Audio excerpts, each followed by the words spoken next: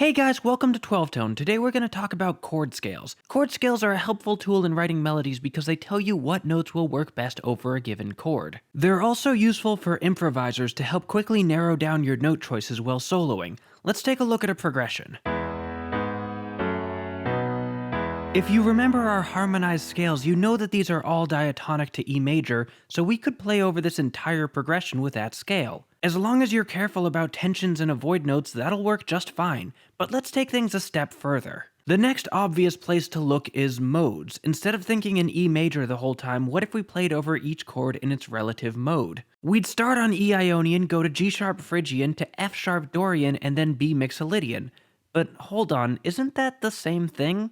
Yeah, kinda. They are all the same set of notes, but those notes serve different functions in each one. For instance, in E Ionian, D sharp is the leading tone. It really wants to resolve back to E. In G sharp Phrygian, it's the 5, it's stable, we can sit on it and we can go wherever we want afterwards, and in F sharp Dorian, it's the 6, an avoid note to be used only in passing. Thinking in different modes lets us acknowledge the harmonic background, emphasizing different notes in the key depending on which chord we're playing over. Even though we're using the same notes, it feels different. So that's what we're supposed to do, but come on, we're musicians, we can get a lot more creative than that. Hypothetically, you can use any scale you want as long as it has the correct root and contains all the appropriate chord tones. Over this G sharp minor, for instance, we could use any G sharp scale with a B and a D sharp in it, like Aeolian, Dorian, or the blues scale. Each of those will give us a slightly different sound, and which one is best depends on what you want your melody to say. Keep in mind though that the further you stray from our diatonic bass of G sharp Phrygian, the less tonal it'll sound.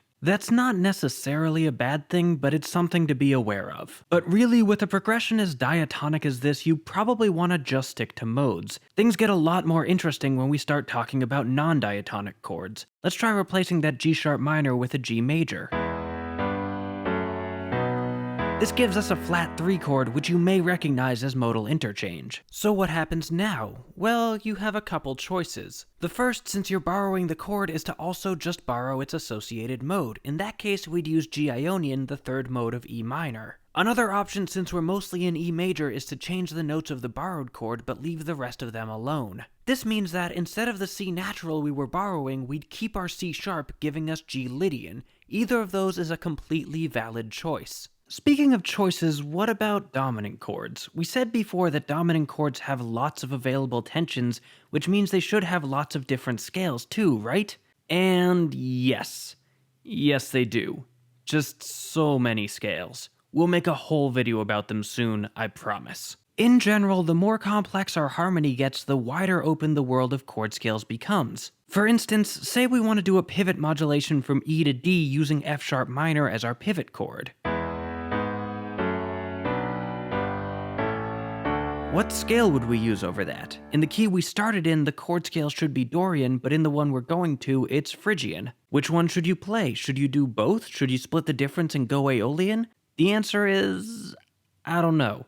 It depends on the surrounding context. Any of those approaches would probably work. Chord scales aren't an area where there's no wrong answers, but it's definitely one where there's multiple right ones, and which you should use depends more on what you want to say than what's theoretically correct. Whatever you do though, do it on purpose. Know why you chose the chord scale you did and build your melody to accent whatever that reason is. And that's chord scales. Try the exercises, join our mailing list for scans of all our episodes, and keep on rockin'.